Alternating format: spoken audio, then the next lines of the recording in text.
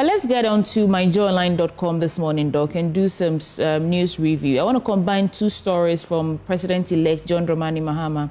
First, he says the NDC majority cannot do the work of nation building alone. And then he says, pray and fast for the difficult task ahead of us. And that was yesterday. But I want to get a bit of the story out there in terms of what he's saying, that the NDC majority cannot do the work of nation building alone. President-elect John Dramani Mahama stated that although the National Democratic Congress holds a clear majority in the forthcoming parliament, it cannot govern alone. Quote, even though we have a large majority, people say you can use it to do this, you can use it to do that. No, that is not what it is about, he said. And he emphasized that governance is about working together to build the nation. It quote, it is about working together to build the nation we want. And then yesterday, I think in his New Year address, he mentioned that we should pray and fast for the work ahead. Doc, what's your reflection on these two stories I've combined? Pray and fast, yes, I believe that. But beyond prayer and fasting, we want people to get to work and work and work and work. We've gone past prayer, we've gone past all those things. We need to work.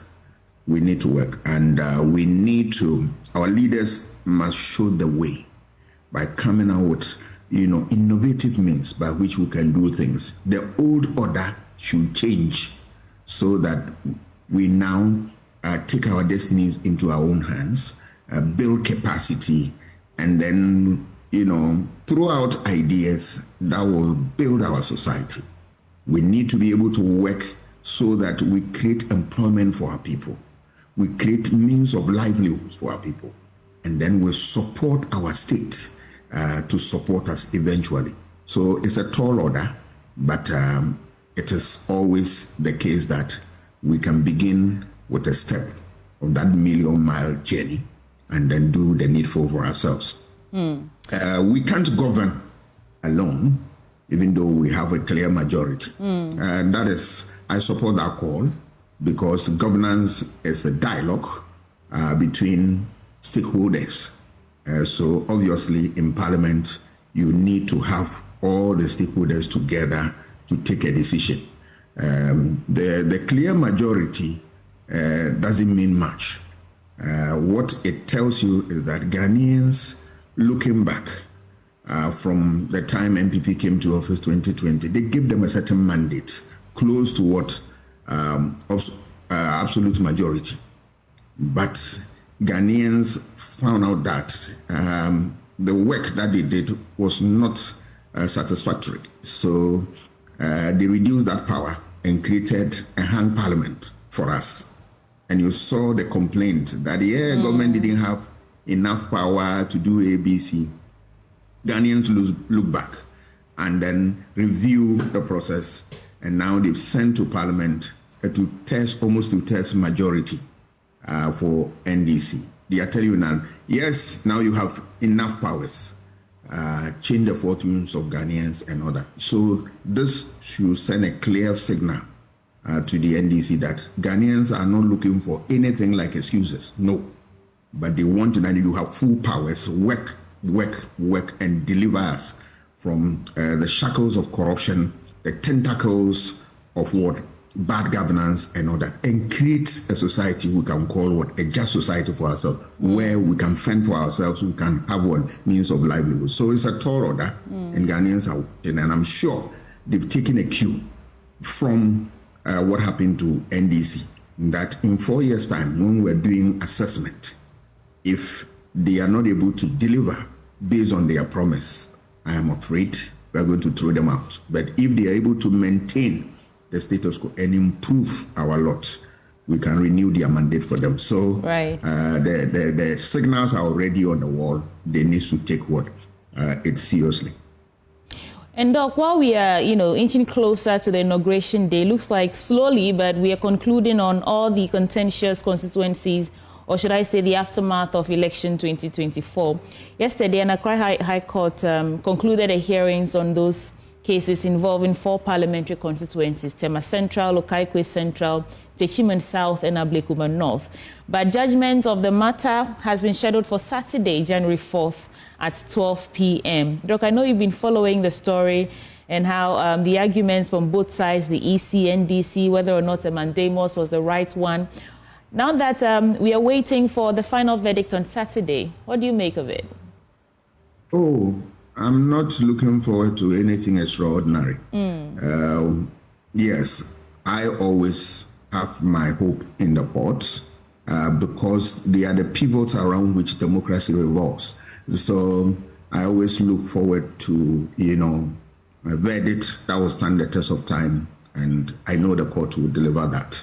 Okay. I don't have what we have to do as a society is that it is true that the election went on well, but there were rough edges. We need to work on that issue of collation and recollation.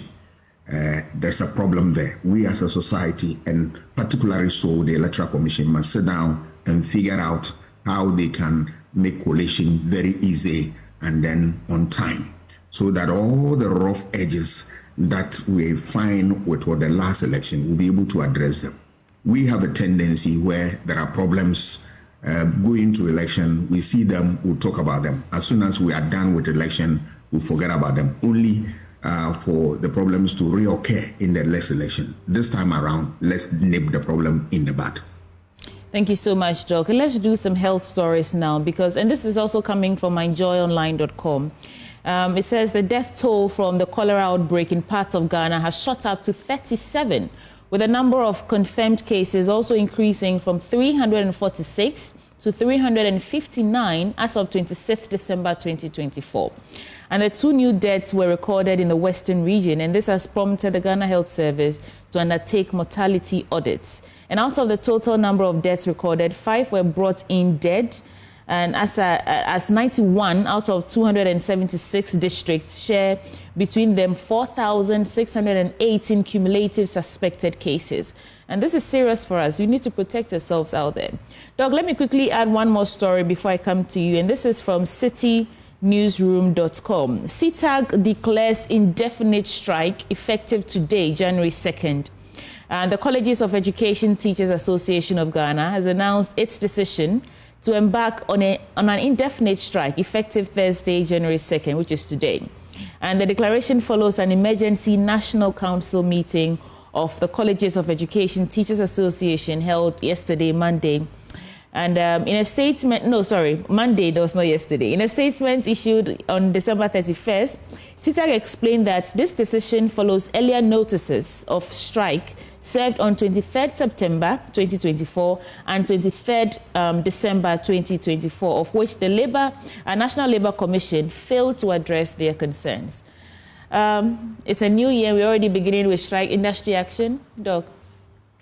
Yeah, it is unfortunate that we continue to have strikes and all that. And it's an indicator of the fact that there's something wrong with our governance. Because anytime you see strike, it's a public opinion, issue that is coming up for our consideration. And so we expect the experts to be able to look at this and address them. I will urge the new government to put their house in a certain order, place appropriate people who can look at this thing and deal with them. One of the things that affected the MPP government is the issue of what public opinion concerns, and they were not able to address them. In political science, when you see issues of public opinion concerns manifesting, it means that there's something wrong with the governance, and you need to check that. When you see strikes upon strikes, when you see demonstrations, when you see intellectuals coming out to speak about the ills of society and all that, then there is a problem. You need to fix that. And above all, when you see people going to court, which is a good thing, but when you see them, in droves going there to look at certain issues and all that, you need to check these things. So I would urge the new government to have a political officer who will be able to look at these things and provide appropriate political solutions. The legal solutions are good, but it's not every issue that you confront it with what legal solution. They should be mindful of that. And then cholera outbreak, very problematic, but it boils down to one thing. The doctors will tell you when you talk about cholera, more often than not, we are talking about what? Cleanliness. And they say it's next to godliness. If you don't maintain clean environment and all that, you are caught in this type of wealth. So we need to up our game in this. The government, this outgoing government promises by making the city of Accra the cleanest in Ghana. I don't know whether that story is anything to go by. We want the new government to chart a new path and ensure that our environment is clean at all times so that we save ourselves the little resource we have, use it to what? Improve the lot of people than spend them on what? Health issues that we can avoid them. I'm not saying that health issues are not important, they are, but there are some we can avoid them and save ourselves the cost. All right, Doc. Let me do some other stories on City Newsroom, and if any of them piques your interest, we can discuss. We already spoke about the fire ravage that's ravaged Kantamanto Market. Kwams Petroleum CEO Millicent Bruce and Stud Sompahene of Gomwa Isabakrum. Tema ECG loses cables to fire. Dr. Siao Ejapong brings New Year cheer with generous donations to over 4,000 people. School feeding caterers confirm payment of arrears. I do want to get a bit into this because we know that they sort of picketed at the Ministry of Gender and Children and Social Protection 2 days ago. National President of the School Feeding Caterers Association, Nana Amoti Sechi, has confirmed that caterers under the Ghana School Feeding Program have begun receiving their outstanding third-term salaries. That's great news. This development comes after the Ministry for Gender, Children and Social Protection, Dakwa Newman, made a promise to settle these payments. And in an interview with City News, they mentioned that they've accessed their funds and others are yet to do so due to bank holidays and limited access to banking services in rural areas. Quote, by the grace of God, they honored their promise. They paid us on 31st December around 6 p.m.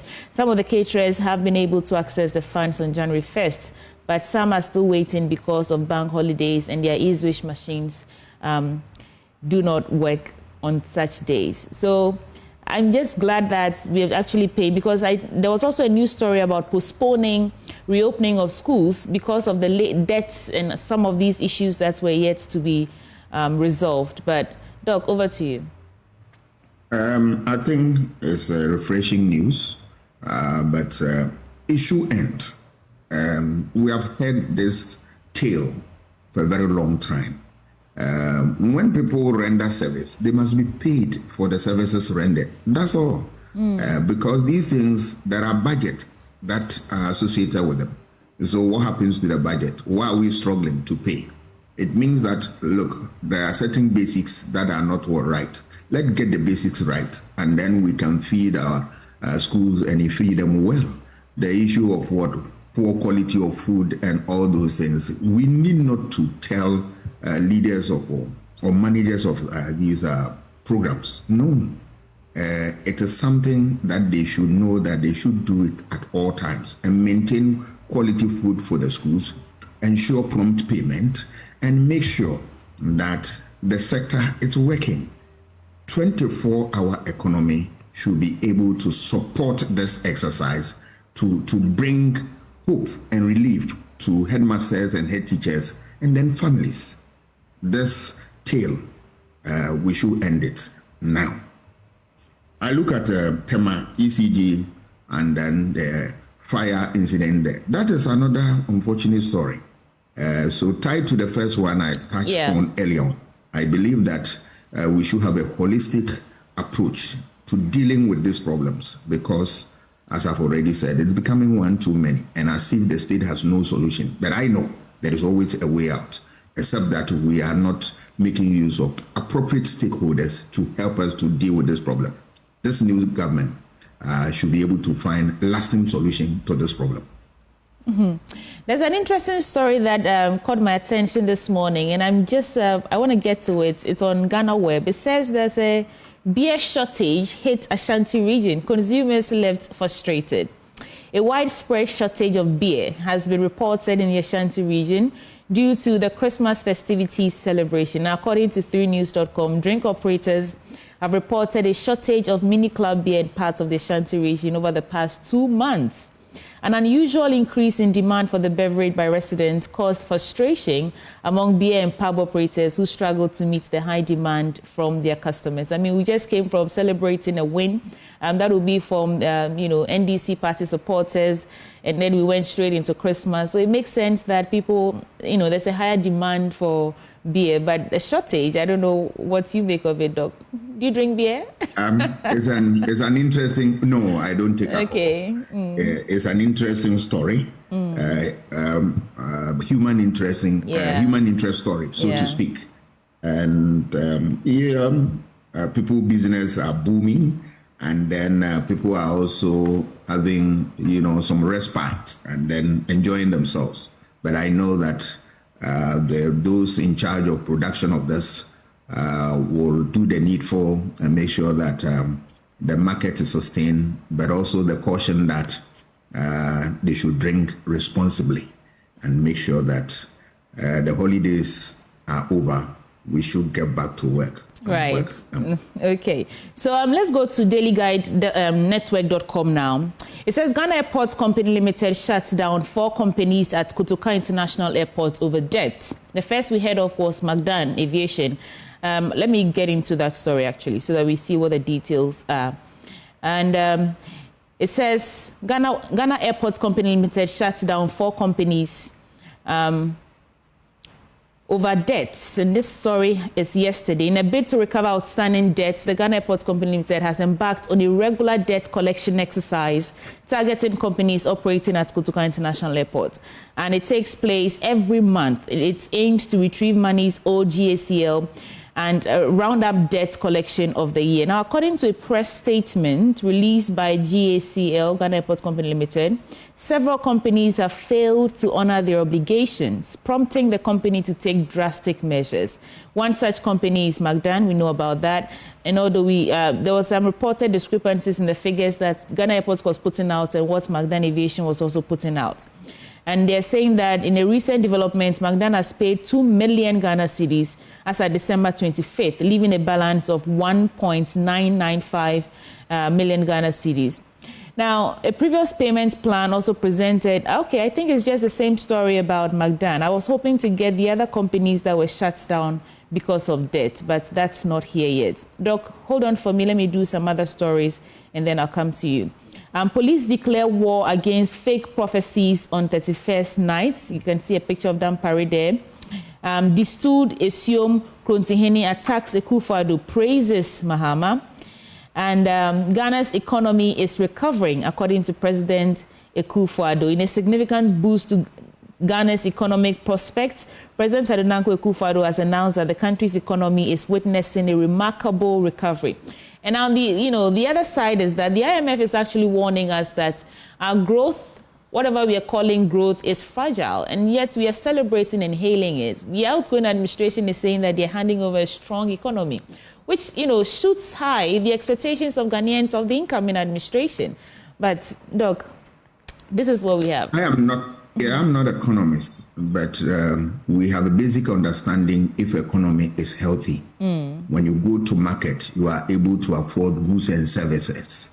When you engage in a business that requires that you visit the forex, what is the situation, and a host of others. These are the indicators of the ordinary man. If they work well, it will reflect in our lives. So we give ourselves time and see whether what the president is saying is anything to go by. But without struggling to look for answer, I think it's to the contrary. We are yet to experience that. Let's look at the issue of war against prophecies. A good call. We have heard it time and again, and we will commend the IGP some past exercises that he and his team undertook to deal with this problem. Prophecies are they are becoming too many in our system, and There's nothing wrong with that anyway, but the way sometimes prophecy about what? Threat of death and all that, you create fear and panic. And for me, that's where the problem is. And it also, has its own negative effect where people resign themselves to faith and then believe that, it's over and that they don't need to put in their all to deal with problems and all that. The reality of the situation is that, yes, we should be religiously strong, but behind that, we should be pragmatists and know that this issue, this is the way to go and all that. Yes, so if the IGP is able to stem the tide, fine, because sometimes it becomes too much. Look at the elections. Look at so many prophecies and all making the point that it's God who spoke to them. And we saw the results. You saw those who didn't get them right. Which type of God spoke to them? Surprise. And then some of them threatening that if this doesn't happen, I will do this. Some who said they will leave this country. They will. These are things that, let us remember that religion is private matter. So if you have any religious belief and concerns, address it in private and then leave us in public so that we can have a meaningful society and then we'll move on. Okay. Is there anything? Yeah, Ghana Airport Company and the debt issue. If you owe, you need to pay. It's a very simple matter. If you fail to pay, those you owe them will take an action. And that's exactly what we are seeing with Ghana Airport Company. Nothing wrong about that, provided they follow the dictates of the law. So I don't have a problem with that. Doc, you remember that incident, should I call it funny or peculiar incident, where the vice president was trying to commission an e-gate at the airport and it failed? Yeah. Looks like travelers are expressing gratitude for streamlined immigration. I want to get into that story because it's related to that e-gate. So Ghanaian travelers have expressed their satisfaction with the newly installed e-gate at Terminal 3 of Kotoka International Airport in Accra. These advanced systems mark a significant milestone in Ghana's digitization agenda. And they say the introduction of the e-gates, which are accessible through the Ghana card, has garnered praise for its efficiency in streamlining the immigration process. One traveler said, quote, "The government has done well. Although people have criticized Vice President Dr. Mahmoud Bawumia's digitization agenda, the e-gates are really helpful. They speed up processes at KIA, and now we don't have to pay money here again, and there are no queues." So, all in all, we've seen the positive side of this e-gates that was commissioned. For me, from the word go, I saw it as a very positive program. Right. And if you stretch the conversation, issue about digitization is a fine thing. It's unfortunate that that day the vice president had that problem. But for me, it was a non-issue. Yes, you can have technical challenges and all that, but the project is what I was looking at. And for me, it was a good one. And it's going to stand the test of time. We have started seeing the benefit of it and all that. It's my hope and prayer that we continue to do these things and take the conversation to another level that will improve our lot. Sometimes we glorify ourselves with a few things we have achieved, we have done this and that. Let's stop the talk a little bit and do more. As children of Oliver, we require more. Let me take you to Nigeria now. Tinubu vows to turn Nigeria around. Tinubu vows to take Nigeria to the promised land. And that story is also coming from MyJoyOnline.com, that despite the lamentations of economic hardship occasioned by reforms introduced by his administration, President Bola Tinubu on Wednesday assured the citizenry that he will take Nigeria to the promised land. And the president said that he has the confidence, competence, determination, and capability to ensure that he build a nation that the people would be proud of. And this is, as he said, that his administration is encouraged by the National Assembly's support over the last 19 months and is determined to take Nigeria to the promised land.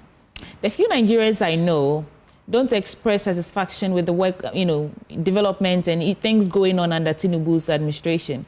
But it's just reassuring, I guess, that the president is still saying that they're going to do the work that it takes to turn Nigeria into a promised land, Doc. Nigeria is a big power in terms of military might, economic might, and the rest of them. And so we expect Nigeria to have a very sound economy to operate from. More often than not, if you look at resources they have compared to the kind of improvement that the people have, you realize that there's something wrong with that. It is my hope and prayer that this government will be able to do the needful and build the capacity of Nigerians and support the effort to take the level of development to another. That is all Nigerians need. And I support that call that the president must do more. And then he must live by the promise he has given to them. And then build a better society for Nigeria. Let us remember that when Nigeria is in crisis, all of us are in West Africa, we have a feel of that.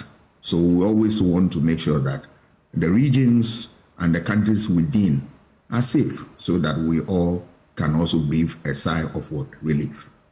Doc, as we wrap up, I do want to know what your expectations are of the incoming administration. I mean, the new year has begun. And I know the transition team is working to ensure everything is going on smoothly. But what are your expectations of the incoming administration? It could be in any sector, really. It's a big one. I expect the government to do nothing but, stop the celebration and then begin to work. I am happy that people like Sidun Ketia and the president himself and all that, they've cautioned people that enough of the celebration, let's get busy. They should get busy from the word go and make sure that what they promise us within 120 days, at least they will fulfill a number of them. Because that gives people confidence that what you promise, you are busy doing it. If we see anything to the contrary, then people begin to lose hope. But I have no doubt in my mind that given Mahama's experience from MP to minister to vice president, to president. He has seen it all. And this is his last national service. I want him to leave a legacy that will serve the stand the test of time. I wish the government well, but we as a society will give them the best to succeed. But when they fail to do that, we will not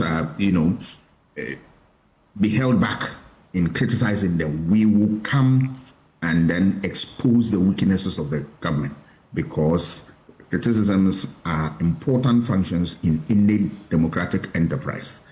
They must embrace themselves for such venture and allow themselves to be criticized and get ideas to build a society. That is the way to go.